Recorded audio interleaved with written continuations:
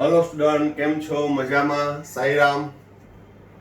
હવે chapter number 1 માં last આપણે લેટિસ બ્રેવિસ રચનાઓ એકમ કોષના પ્રકાર વિશેની ચર્ચા કરી. હવે આગળ ટોપિક વધારીએ. એકમ કોષ દીઠ પરમાણુની સંખ્યાની ગણતરી સમજાવો. આ ક્વેશ્ચન છે એ most IMP for all type of question. આ ક્વેશ્ચન છે એ દરેકમાં એમસીક્યુ ની અંદર, પછી આગળના જે છે આપણે પેકિંગ ક્ષમતા ભણશો એમાં પણ ઉપયોગી થશે. એના કેટલાક દાખલા ટાઈપના પ્રશ્નો આવે છે એમાં પણ છે આનો કન્સેપ્ટ લાગુ પડશે. તો ચાલો શરૂ કરીએ. એકમ કોષ દીઠ પરમાણુની સંખ્યાની ગણતરી. તો એ પહેલા એકમ કોષના પ્રકાર આપણે ઝડપથી લઈ લઈએ. એકમ કોષના પ્રકાર કયા હતા? સાદો એટલે ફક્ત ખૂણા ઉપર ગોઠવાયેલા હોય. અંતઃકેન્દ્રિત એટલે કે ખૂણા ઉપરાંત ઘનના કેન્દ્રમાં ગોઠવાયેલા હોય. પછી ફલક કેન્દ્રિત, તો ફલક કેન્દ્રિતમાં ખૂણા ઉપર તેમજ ફલકના મધ્યમાં. અને અંત કેન્દ્રિત એટલે કે પરસ્પર બે વિરુદ્ધ ફલકોમાં અને ખૂણામાં. એને ઈસીસી કીધું હતું, જેમાં થોડોક સુધારો કરજો. ઈસીસી નું ફૂલ ફોર્મ થાય એન્ડ સેન્ટર, નોટ એજ. બરોબર, મારાથી બોલાઈ ગયું હતું. ઈ ફોર એન્ડ, અંત કેન્દ્રિત ઘન. તો હવે આપણે એકમ કોષ દીઠ પરમાણુની સંખ્યાની ગણતરી કરીએ એ પહેલા એકમ કોષના ખૂણા પર ગોઠવાયેલા ગોળાઓ કુલ 8 એકમ કોષ સાથે સંકળાયેલા છે. જોવો તમે અહીં આની અંદર જે મેં આકૃતિ દર્શાવી છે એમાં 8 એકમ કોષ છે. 1 બાજુમાં 2, પાછળ 3, આ બાજુ 4, 4 નીચે, 4 ઉપર, 1 2 3 4, 4 ઉપર 4 નીચે, કુલ 8 એકમ કોષ દર્શાવ્યા છે. એમાં હું હાઇલાઇટ કરું છું આ ગોળો એકમ કોષના ખૂણા ઉપર રહેલો છે, અને ખૂણા ઉપર રહેલો છે એ અન્ય 8 એકમ કોષ સાથે સંકળાયેલો છે. ક્યાં? 1 2 3 4 ઉપરના. એટલે ઇન શોર્ટ કહું તો ખૂણા ઉપર રહેલો ગોળો અન્ય 8 એકમ કોષ સાથે સંકળાયેલો છે. તમે આકૃતિ દોરીને પણ કરજો. હવે અહીંયા હું આ દર્શાવું, આ એક ખૂણા ઉપર ગોળો છે, એ પણ 8 એકમ કોષ સાથે સંકળાયેલો છે. બરોબર, અહીંયા 1 2 3, આ બાજુ 4, પણ એના કરતા એ ત્રિપરિમાણમાં આ એક જ સેટ થાય છે એટલે મેં દર્શાવ્યું. બાકી દરેક ખૂણા ઉપર આવ્યો એટલે એ 8 એકમ કોષ સાથે સંકળાયેલો હોય. ઈ એક ગોળો 8 એકમ કોષના સંપર્કમાં હોય. એટલે કે પ્રતિ એકમ કોષ દરેક એકમ કોષ સાથે કેટલો? 1/8 ભાગ સંમિલિત થશે. અને હવે આ ટોપિકનું એકદમ સિમ્પલ એક્ઝામ્પલ આપી દઉં કે એક ડેરી મિલ્ક છે અને 8 ફ્રેન્ડ છે. એક ડેરી મિલ્ક ચોકલેટ છે ને 8 ફ્રેન્ડ છે. તો દરેક ફ્રેન્ડને સમાન રીતે વેચો તો કેટલો ભાગ આવશે? ચોકલેટનો 1/8. બરોબર. તો હવે યાદ રાખી લેવાનું કે ખૂણા ઉપર ગોઠવાયેલા ગોળાઓ 8 એકમ કોષ સાથે સંકળાયેલો છે. આથી પ્રત્યેક ગોળો એટલે અહીં અણુ, પરમાણુ કે આયન, પણ હું એને ગોળો બોલીશ, સ્ફિયર. તો એક ગોળો છે એ 8 એકમ કોષ સાથે સંકળાયેલો હોવાથી 1/8 ભાગ સાથે સંમિલિત થશે. એટલે વાર્તા પૂરી. ખૂણા ઉપર હોય એટલે 1/8 પાર્ટ. આથી ખૂણા કેટલા હોય? 8 ખૂણાઓ. કેટલા હોય? 8 ખૂણાઓ. અને એનો 1/8 ભાગ એટલે કે એક ગોળો પ્રતિ એકમ કોષ. એટલે ખૂણા ઉપર ગોઠવાયેલા ગોળાઓ છે એમાં એક ગોળો પ્રતિ એકમ કોષ આવશે, કારણ કે આપણે પ્રતિ એકમ કોષ પરમાણુની સંખ્યા શોધવાની છે. બરોબર. હવે જો એકમ કોષમાં ફલકમાં ગોઠવાયેલા ગોળા કુલ 2 એકમ કોષ સાથે જોડાયેલા હોય છે, જેમ કે મેં બીજી આકૃતિ દર્શાવી છે, આ 2 એકમ કોષ છે, અહીંયા ફલકના મધ્યમાં ગોઠવો છે, તો એ ગોળો અડધો આ એકમ કોષમાં છે, અડધો આ એકમ કોષમાં છે. એટલે ફલકના મધ્યમાં ગોઠવાયેલો ગોળો એ 2 એકમ કોષ સાથે સંકળાયેલો છે. આથી જ પ્રતિ એકમ કોષ એકમ કોષ દીઠ ગોળાનો 1/2 ભાગ સંમિલિત થશે. આ દરેક આંકડાકીય માહિતી એ ગુસ્સેટ લેવલના એમસીક્યુ માં પૂછાઈ શકે છે.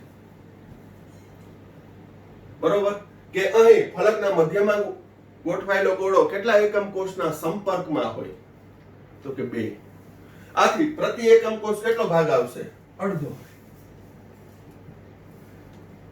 આથી ફલક કેટલા હોય? તો કે 6 ફલક. ફલક કેટલા હોય? 6. તો 6 ફલક ગુણ્યા 1/2 એટલે 3 ગોળા પ્રતિ એકમ કોષ. એટલે જો ફલકના મધ્યમાં ગોઠવાયેલા ગોળા હોય તો પ્રતિ એકમ કોષ 3 ગોળાઓ છે ભાગમાં આવશે. 6 હોય પણ 6 માંથી અડધા બાજુવાળાને હોય. એવી જ રીતે એકમ કોષની ધારી પર, ધારી એટલે એજ પર રહેલા ગોળાઓ છે એ કુલ 4 એકમ કોષ સાથે સંકળાયેલા છે. કુલ કેટલા એકમ કોષ સાથે સંકળાયેલા છે? 4. એ અહીંયા હું દર્શાવું છું. આ ધારી કહેવાય. આ યલો કલરની દર્શાવી ધારી. એવી 12 ધારી હોય. 1 2 3 4 5 6 7 8 9 10 11 અને 12. એકમ કોષની 12 ધારીઓ હોય. 12 ધારીમાં પ્રત્યેક ધારીના મધ્યમાં તો હું અહીંયા ગોઠવું છું.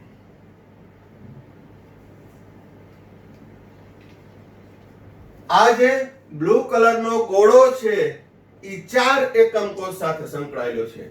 2 નીચેના 2 ઉપરના. તો ધારી ઉપર ગોઠવાયેલો ગોળો કેટલા એકમ કોષના સંપર્કમાં હોય? તો કે કુલ 4 એકમ કોષના સંપર્કમાં હોય. આથી એકમ કોષ પ્રતિ એકમ કોષ ગોળાનો 1/4 ભાગ આવશે. 4 સાથે જોડાયેલો હોય તો 1/4 ભાગ થાય, ચોથો ભાગ થાય. 8 સાથે જોડાયેલો હોય તો 8મો ભાગ થાય. 2 સાથે જોડાયેલો હોય તો બીજો ભાગ થાય, અડધા થાય. બરોબર, એકદમ સિમ્પલ છે. પણ આકૃતિમાં તમે જોજો, અહીં 4 એકમ કોષ સાથે સંકળાયેલો છે. આથી પ્રતિ એકમ કોષ ગોળાનો 1/4 ભાગ સંમિલિત હોય છે, કોન્ટ્રીબ્યુટ હોય છે પ્રતિ એકમ કોષ.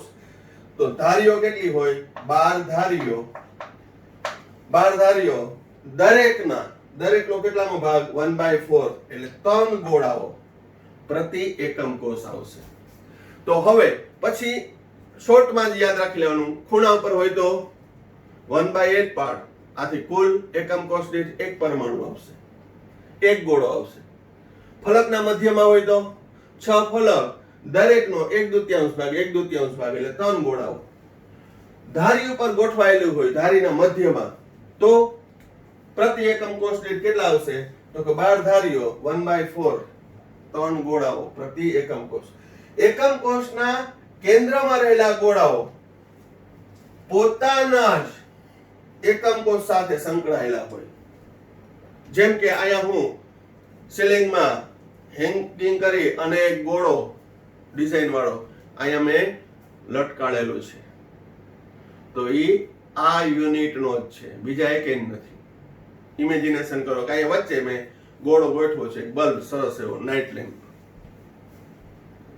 તો આ રૂમનો જ છે, આ એકમ કોષનો જ છે. એ કોઈ સાથે કોન્ટ્રીબ્યુટ થશે નહીં. એટલે કે 1 * 1 એક એકમ કોષના ઘનના કેન્દ્રમાં આવેલો હોય તો એ 1 ગોળો પ્રતિ એકમ કોષ. 1 ગોળો પ્રતિ એકમ કોષ.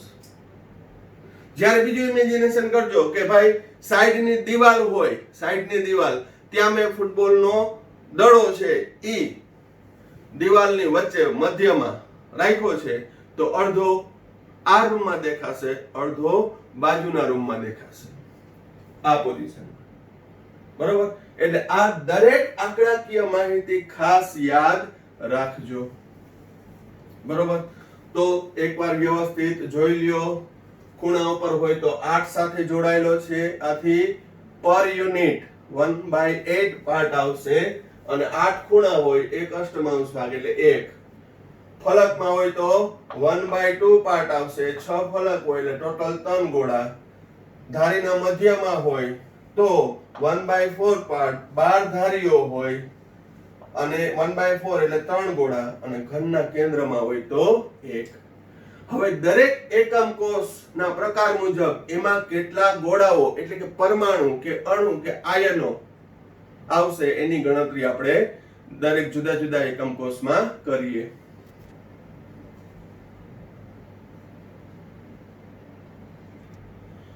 હવે જુદા જુદા એકમ કોષ માટે એકમ કોષ દીઠ પરમાણુની સંખ્યા શોધીએ તો એનું સૂત્ર શું થશે? તો કે એકમ કોષમાં પરમાણુ કયા સ્થાને ગોઠવાયેલા હોય? તો કે ખૂણા ઉપર. દરેક એકમ કોષના પ્રકાર જોયા ખૂણા ઉપર. ફલકના મધ્યમાં હોય, ઘનના કેન્દ્રમાં હોય, એકમ કોષની ધારી ઉપર હોય. તો એનું વ્યાપક સૂત્ર છે એકમ કોષ દીઠ પરમાણુની સંખ્યા શોધવાનું સૂત્ર 8 ખૂણા એનો 1 અષ્ટમાંશ ભાગ. હવે ખ્યાલ આવી જવો જોઈએ કે 1 અષ્ટમાંશ શા માટે લખ્યું. 6 ફલક બાજુ હોય સમઘનની એનો 1/2 ભાગ. 12 ધારીઓ હોય એનો 1/4 ભાગ અને એક ઘનના કેન્દ્રમાં. એ સંપૂર્ણ ઈ જ એકમ કોષનો હોય. તો હવે એકમ કોષના પ્રકાર જોયા. સાદો એકમ કોષ, સિમ્પલ ક્લોઝ પેક એરેન્જમેન્ટ. તો સાદા એકમ કોષમાં ગોળાઓ, પરમાણુ, ઘટક કણો એ ફક્ત ખૂણા ઉપર જ ગોઠવાયેલા હોય. બરોબર? અહીંયા ખૂણા ઉપર ગોઠવાયેલા છે. આથી 8 ખૂણા એનો 1 અષ્ટમાંશ ભાગ વત્તા કરું. ફલકમાં ના હોય એટલે 0, ધારીમાં ના હોય 0, ઘનના કેન્દ્રમાં ના હોય 0 એટલે અહીંયા 1 પરમાણુ કે ઘટક કણ પ્રતિ એકમ કોષ. તો HCP હોય સાદો પ્રિમિટિવ એકમ કોષ હોય તો એમાં એકમ કોષ દીઠ ગોળાઓની ઘટક કણની સંખ્યા કેટલી આવશે? હંમેશા 1 જ. કારણ કે એ ફક્ત ખૂણા ઉપર ગોઠવાયેલો છે. બરોબર? અને દરેકનો 1/8 1/8 1/8 1/8 1/8 1/8 1/8 1/8 ટોટલ મારશો એટલે 1 જ આવશે. તો આ ભૂલાય નહીં. અંતઃકેન્દ્રિત BCC બોડી સેન્ટર ક્યુબિક એમાં એકમ કોષ દીઠ પરમાણુની સંખ્યા. તો હવે આપણે ડાયરેક્ટ જ આ સૂત્રની 8 ખૂણા ઉપર એનો 1 અષ્ટમાંશ ભાગ લખવું તો લખીએ. ફલકમાં નથી કારણ કે અંતઃકેન્દ્રિતમાં ખૂણા ઉપર અને ઘનના કેન્દ્રમાં આવેલું હોય. મેં આગળ સમજાવી દીધું છે. ફલકમાં ના હોય, ધારી ઉપર ના હોય, ઘનના કેન્દ્રમાં 1. તો 1 અષ્ટમાંશ ગુણ્યા 8 એટલે 1 વત્તા 1 એટલે કે 2. તો 2 પરમાણુ પ્રતિ એકમ કોષ. તો BCC ની વાત આવે, BCC એટલે એકમ કોષ દીઠ 2 પરમાણુ કે 2 ગોળા હશે ટોટલ પ્રતિ એકમ કોષ. કારણ કે ખૂણા પર ગોઠવાયેલા ગોળા તો અન્ય 8 એકમ કોષ સાથે જોડાયેલો છે. તો દરેક એકમ કોષના ભાગમાં કેટલો આવે? 1/8 1/8 1/8 1/8. પણ ઘનના કેન્દ્રમાં છે સંપૂર્ણ પોતાનો જ હશે, પર્સનલ. બરોબર? એટલે 2. ફલક કેન્દ્રિત અથવા FCC face centre cubic close અથવા એને CCP પણ કહેવાય. Cubic closest pack. Cubic closest pack arrangement. તો FCC, CCP અને ઘણી જગ્યાએ તો HCP હેક્સાગોનલ. HCP એટલે હેક્સાગોનલ ક્યુબિક ક્લોઝ પેક. એના માટે પણ પરમાણુની સંખ્યા સેમ જ કીધી છે. પણ HCP છે ને, HCP એ હું અલગથી તમને કરાવીશ, જે આપણી ટેક્સ્ટબુકમાં આપ્યું નથી. પણ HCP માં છે એ ના હોય, પણ જનરલી ઘણા બધા ટેક્સ્ટબુકમાં અને અમુક લિટરેચરમાં લઈ લેતા હોય FCC, CCP ને HCP માટે. HCP એટલે શું? હેક્સાગોનલ ક્લોઝ પેક, ષટકોણીય રચના. બરોબર? તો એ હું અલગથી કરાવીશ, પણ એના પરમાણુની સંખ્યા છે જુદી આવશે. પણ બધામાં લઈ લે છે FCC, CCP ને HCP બધામાં 4 જ આવશે, જે આમાં આવશે ને જવાબ. તો એકમ કોષ દીઠ ફલક કેન્દ્રિતમાં કેટલા હશે? તો કે ખૂણા ઉપરના 8 1 અષ્ટમાંશ ભાગ વત્તા 6 ફલકમાં 1 2 3 4 5 6 ઉપર નીચે આજુબાજુ આગળ પાછળ 6. અને દરેક ગોળાનો 1/8 ઘનના કેન્દ્રમાં નથી 0. એટલે અહીંયા 1 + 3 4 પરમાણુ ઘટક કણો પર એકમ કોષ. એટલે એફસીસી અથવા સીસીપી માં કહીએ તો એકમ કોષ દીઠ પરમાણુની સંખ્યા કે ઘટક કણોની સંખ્યા કેટલી આવશે તો કે 4 ગોળા દ્વારા જે એફસીસી બનશે. હવે એમ ટોટલ મારો તો અહીંયા 8 ખૂણા ઉપર છે, 8 ને 6 14 થાય, પણ દરેક આખો ગોળો ખૂણા પર પોતાનો નથી, એ માઇન્ડમાં હોવું જોઈએ, કારણ કે આજના ટોપિકમાં આપણે એ જ ચર્ચા કરી, કોન્ટ્રીબ્યુશન પર યુનિટ સેલ. બરોબર? તો અહીં સાદો ઘનમાં કહીએ તો હવે પછી આ અંક સંખ્યા છે યાદ જ રહી જવી જોઈએ. સાદો ઘન કહું તો એકમ કોષ દીઠ 1 ગોળો, બીસીસી કહું તો 2 ગોળા, અને એફસીસી અથવા સીસીપી કહું તો 4 ગોળા. બરોબર? હવે ધારો કે હજી અહીંયા શોર્ટમાં લઈ લઉં, અનકેન્દ્રિત હોય એનું બહુ જરૂર નહીં પડે, પણ છતાંય નોલેજમાં હોવું જોઈએ. અનકેન્દ્રિતમાં ખૂણા ઉપર અને કોઈ પણ બે ફલકના મધ્યમાં, કોઈ પણ બે ફલકના, તો અહીં 8 ગુણ્યા 1 અષ્ટમાંશ અને અહીં 2 ગુણ્યા 1 દૂતીયાંશ, કારણ કે બે જ ફલકમાં છે, તો સંખ્યા આવશે 2. કેમાં? અંત કેન્દ્રિત ECC, end centre cubic close pack arrangement. તો આ રીતે છે એ એકમ કોષ દીઠ પરમાણુની સંખ્યાની ગણતરી કઈ રીતે કરવી એ ખાસ જોજો, કારણ કે નેક્સ્ટ પોઈન્ટની અંદર છે એનો ઉપયોગ થશે. બરોબર? તો વ્યવસ્થિત જોઈ લેજો.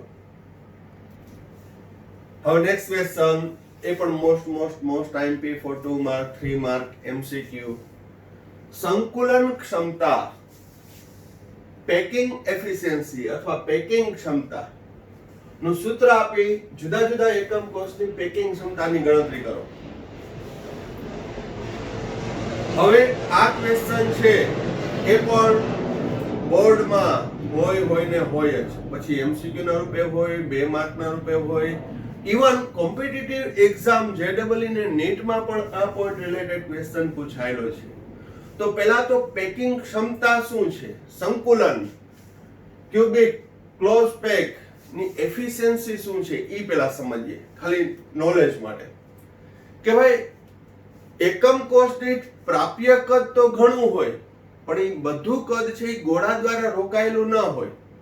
સાદામાં સાદું એમ સિમ્પલમાં સિમ્પલ આ હું તમને સૂત્ર સમજાવું તો એક એક્ઝામ્પલ આપું કે હું અત્યારે ઊભો છું, એ એક ટાઇલ્સ ઉપર ઊભો છું, કે એ ટાઇલ્સ ની ક્ષેત્રફળ 2 ફીટ સ્ક્વેર છે, 2 ફૂટની છે, 2 બાય 2. તો જે હું ઊભો છું તો આખી ટાઇલ્સ નું ક્ષેત્રફળ નથી રોકતો, એમાંથી હું 1 સ્ક્વેર ફીટ નું રોકું છું. કેટલાની ટાઇલ્સ ઉપર ઊભો છું તો કે 2 સ્ક્વેર ફીટની. આ ક્ષેત્રફળની વાત થાય, એવી રીતે આપણે કદની વાત કરી શકીએ. તો અહીં 2 સ્ક્વેર ફીટમાંથી હું 1 સ્ક્વેર ફીટ મારા પંજા દ્વારા એક ક્ષેત્રફળ રોકાય છે. તો મારી ઈ પેકિંગ ક્ષમતા છે 50% કહેવાય. એ કેવી કહેવાય? 50%. કારણ કે 2 સ્ક્વેર ફીટ રોકતો હોય તો 100%, તો 1 સ્ક્વેર ફીટ એ કેટલા ટકા?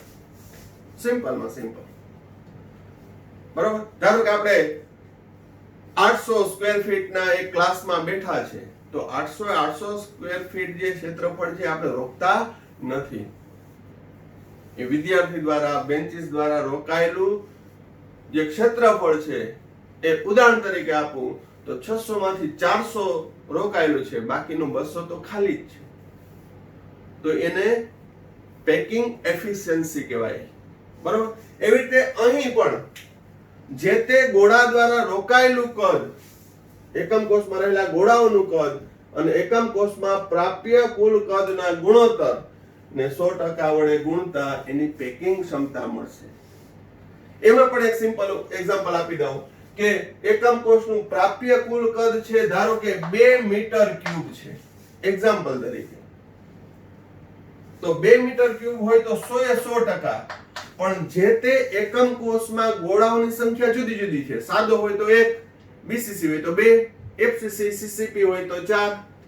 તો એ દરેક ગોળાઓનું કદ જુદું જુદું થશે. ધારો કે અહીંયા 2 મીટર ક્યુબ હોય તો 100%, તો 1 મીટર ક્યુબ રોકે છે. ગોળાનું કદ 1 મીટર ક્યુબ છે તો કેટલા ટકા? મજા આવે એટલે આપણે ડાયરેક્ટ ઉદાહરણ આવે એટલે 50%.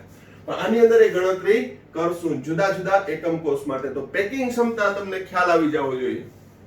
શું પ્રાપ્ય કદમાંથી ગોળા દ્વારા રોકાયેલું કદ કેટલું છે એનો જો ગુણોત્તર લેવામાં આવે અને એને 100 વડે ગુણતા એ ટકાવારીમાં રૂપાંતર થાય છે એટલે એને પેકિંગ ક્ષમતાનું પ્રતિશત પ્રમાણ કહેવાય.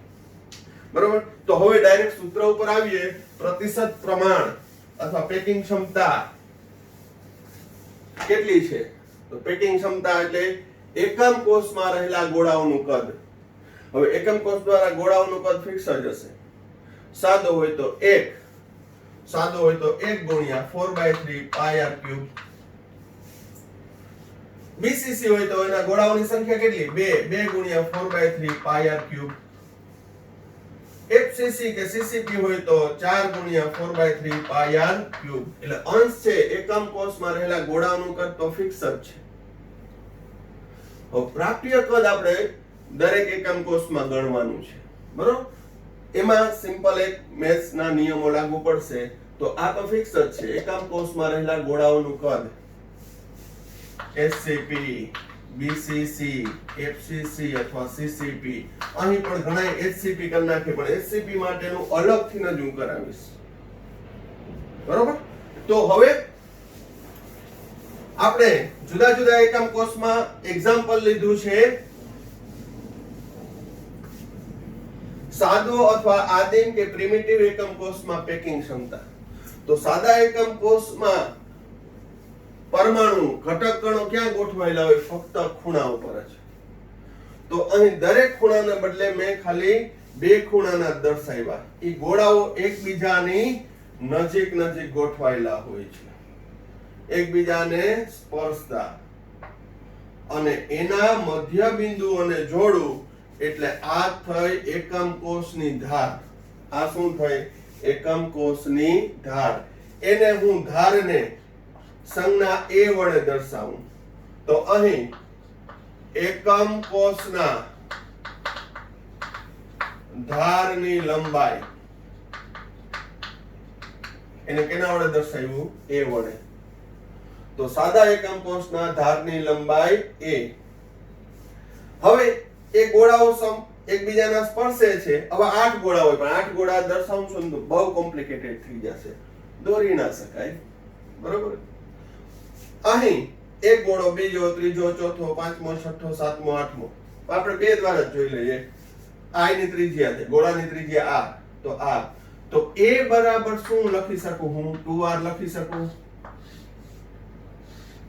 તો સાદા એકમ કોષ માટે ધારની લંબાઈ કેટલી થશે? 2r જેટલી. ધારની લંબાઈ કેટલી થશે? 2r જેટલી. જ્યાં r એટલે શું છે? ગોળાની ત્રિજ્યા. તો હવે આ a મળી ગયું. તો એસસીપી માં એકમ કોષનું પ્રાપ્ય કદ કેટલું થશે? તો પ્રાપ્ય કદ કેટલું થશે? a ઘન જેટલું. a ઘન લંબાઈ ગુણા પહોળાઈ ગુણા ઊંચાઈ, LBH a ગુણ્યા a ગુણ્યા a, a ગુણ્યા a ગુણ્યા a. બરોબર? તો હવે a ઘન બરાબર 2r ઘન એટલે કે 8r ક્યુબ. કેટલું થશે? 8r cube. હવે આ કુલ પ્રાપ્ય કદ મળી ગયું મને. સાદા એકમ કોષમાં કુલ એકમ કોષમાં પ્રાપ્ય કદ કેટલું થશે? તો કે 8r ક્યુબ. બરોબર? કારણ કે ધારની લંબાઈ a છે, a એટલે 2r. તો હવે સાદા કોષમાં પ્રાપ્ય કદ કેટલું થાય? LBH લંબાઈ ગુણા પહોળાઈ ગુણા ઊંચાઈ, કારણ કે ખૂણા ઉપર જ છે. તો અહીં 8r ક્યુબ એ પ્રાપ્ય કદ મળી ગયું. હવે આપણે જાણીએ છીએ કે એસસીપી માં સાદા એકમ કોષમાં એકમ કોષ દીઠ એક પરમાણુ રહેલ છે. એકમ કોષ દીઠ સાદા એકમ કોષમાં એકમ કોષ દીઠ કેટલા? એક પરમાણુ છે. કારણ કે ખૂણા ઉપર ગોઠવાયેલા છે તો 8 ખૂણા 8 ગુણ્યા 1 અષ્ટમાંશ. હવે પ્રશ્ન થવો ના જોઈએ કે સાદા એકમ કોષમાં પ્રતિ એકમ કોષ ગોળાની સંખ્યા કેટલી? 1. માટે એકમ કોષમાં રહેલ ગોળાનું કદ, હમણાં જ મેં સમજાવ્યું હતું, એક ગોળો છે અને પ્રત્યેક ગોળાનું કદ 4/3 પાઈ r ક્યુબ, એટલે મને મળશે 4/3 પાઈ r ક્યુબ. તો મને એકમ કોષમાં રહેલા ગોળાનું કદ મળી ગયું, એકમ કોષમાં રહેલા એકમ કોષનું પ્રાપ્ય કુલ કદ મળી ગયું. હવે બેનો ગુણોત્તર લઈ લઉં તો માટે પેકિંગ ક્ષમતા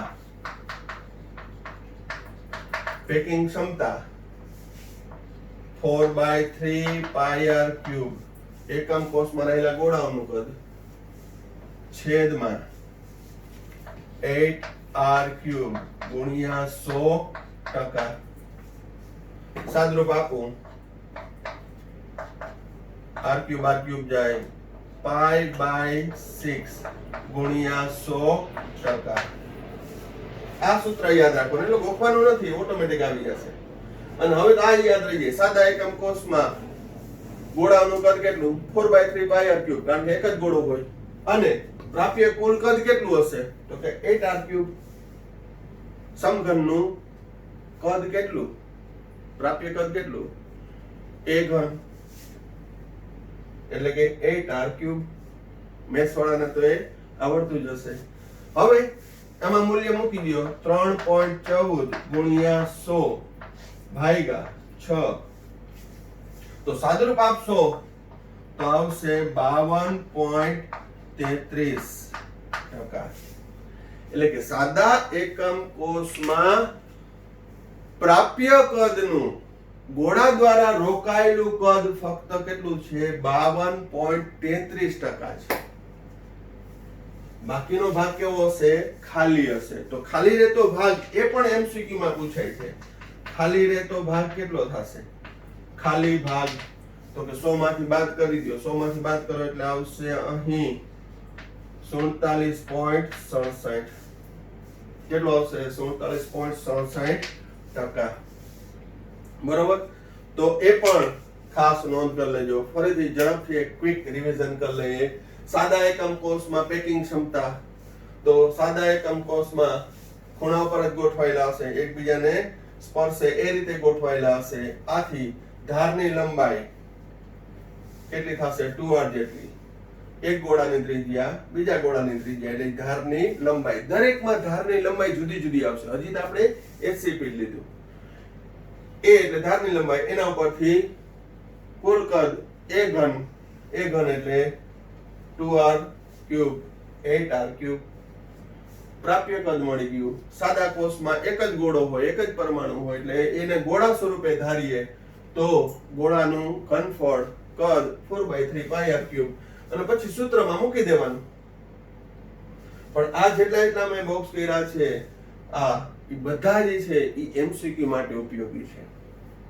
હું સંક્ષિપ્તમાં લખાવીશ, પણ આ બધું યાદ રાખવાનું છે એમસીક્યુ માં. સિમ્પલ એક એક્ઝામ્પલ આપું કે સાદા કોષ એકમ કોષમાં ત્રિજ્યા આપી દીધી હોય તો ધારની લંબાઈ કેટલી, પ્રાપ્ય કદ કેટલું, એ તમે ગણતરી કરી શકો. એમસીક્યુ ટાઈપના દાખલા જે છે એમાં પૂછાઈ શકે. તો વ્યવસ્થિત પેલું જોઈ લ્યો. હવે સંકુલન ક્ષમતા અથવા પેકિંગ ક્ષમતા અંતઃકેન્દ્રિત ઘન માટે, કયા એકમ કોષ માટે? અંતઃકેન્દ્રિત અથવા બીસીસી, બોડી સેન્ટર. તો એમાં થોડુંક વધુ મેથ્સની જરૂર પડશે. પહેલા તો અંતઃકેન્દ્રિતના એકમ કોષ માં ખૂણા ઉપર ગોળા ગોઠવાયેલા હોય અને ઘનના કેન્દ્રમાં. બરોબર. અહીં ખૂણા ઉપર 1 2 3 4 5 6 7 અને 8, અને ઘનના કેન્દ્રમાં. અહીં ઘનના કેન્દ્રમાં અને ખૂણા ઉપર ગોઠવાયેલા ગોળાઓ એકબીજાના સંપર્કમાં છે, એટલે આ રીતના આમ છે. અને બીજા નંબરમાં કહી દઉં, આ ત્રણ ગોળાઓ છે એની ત્રિજ્યા એક સમાન છે. બરોબર. એવું નહીં સર, આ તો નાનો છે. આ ત્રણ એક સમાન ગોળાઓ છે, દેખાય છે ને? તો આ ગોળાઓ છે એ એક સમાન છે ને એકબીજાને સ્પર્શીને રહે છે. તો અહીં રેખાખંડ A થી F મેં જે દર્શાવ્યો છે એને આપણે અંતસ્થ વિકર્ણ કહેવાય. એને કેવું વિકર્ણ કહેવાય? અંતસ્થ. ફરી એકવાર આ બધી ટર્મ્સ પણ આગળ જતા ઉપયોગી થશે. A થી F સામસામેના વિરુદ્ધ ખૂણાઓ છે ઈ અંતસ્થ વિકર્ણ થાય. ઈ કેવો વિકર્ણ થાય? અંતસ્થ. અને એક જ ફલકના સામસામેના બિંદુઓને જોડવું તો એને કહેવાય ફલકીય વિકર્ણ. તો અહીં આ જે C દર્શાવેલો છે ઈ અંતસ્થ વિકર્ણ છે, બરોબર, અને જે B દર્શાવેલો છે ઈ ફલકીય વિકર્ણ છે. આ રીતે ગોઠવાયેલા છે. હવે આમાં આપણે પ્રાપ્ય કદ કેટલું એ શોધવાનું છે. એકમ કોષ દીઠ ગોળા દ્વારા રોકાયેલું કદ તો ખબર છે, BCC હોય તો એકમ કોષ દીઠ ગોળાઓની સંખ્યા કેટલી? તો કે 2. અને 2 ગોળા હોય, પ્રત્યેક ગોળાનું કદ 4/3 πr ક્યુબ. તો 2 ગોળાનું 2 ગુણ્યા 4/3 πr ક્યુબ. એ તો મળી ગયું. પણ હવે એકમ કોષનું કુલ પ્રાપ્ય કદ કેટલું છે તો એની ગણતરી કરવી હોય તો અહીં આપણે થોડુંક મેથ્સ લગાડવું પડે. જેમ કે મારે B અને C બંને શોધવાના છે. તો અહીં ત્રિકોણ AFD, શું? ત્રિકોણ AFD અને બીજો B શોધવા માટે ત્રિકોણ EFD.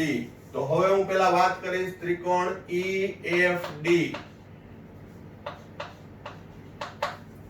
ત્રિકોણ EFD માં E છે એ 90 નો થશે. એ કેવો થશે? 90 નો થશે. તો માટે FD સ્ક્વેર બરાબર EF સ્ક્વેર વત્તા ED સ્ક્વેર. હવે ED શું છે? ED એકમ કોષની ધાર છે, એટલે કે A. આ A. EF ધાર એ જ જે આપણે આગળના ચર્ચા કરી હતી. એકમ કોષની ધાર એને કેની સંજ્ઞા વડે દર્શાવશું? A વડે. તો FD સ્ક્વેર પાયથાગોરસ, બહુ simple. FD square equal to EF square plus ED square. હવે FD સ્ક્વેર એટલે આપણે એને શું કીધું? વિકર્ણ અને ફલકીય વિકર્ણ અને શું કીધું? B square. આ A સ્ક્વેર વત્તા A સ્ક્વેર વત્તા A સ્ક્વેર એટલે B સ્ક્વેર બરાબર 2A સ્ક્વેર. B સ્ક્વેર બરાબર 2A સ્ક્વેર માટે B બરાબર √2A. B બરાબર શું આવશે? √2A. હવે જોજો, આ તો મેં ગણતરી કરી. મેથ્સ વાળાને તો કદાચ ડાયરેક્ટ આવડતું હશે, પણ એક કન્સેપ્ટ યાદ રાખજો. ફલકીય વિકર્ણ હોય, કોઈ પણ ફલકીય વિકર્ણ, તો ફલકીય વિકર્ણ એટલે બાજુઓના બે વિરુદ્ધ ખૂણાનો રેખાખંડ. તો ફલકીય વિકર્ણ હોય તો એ √2A જ આવશે. એની લંબાઈ કેટલી આવશે? ફલકીય વિકર્ણની √2A. અને A એટલે ધારની લંબાઈ. ધારની લંબાઈ ગુણ્યા √2 એટલે ફલકીય વિકર્ણ થશે. એટલે મને B મળી ગયો. હવે ત્રિકોણ AFD માં ખૂણો D 90 નો થશે. આ કેવો થશે? 90 ડિગ્રી. ભલે દેખાતો ન હોય, આમ છે.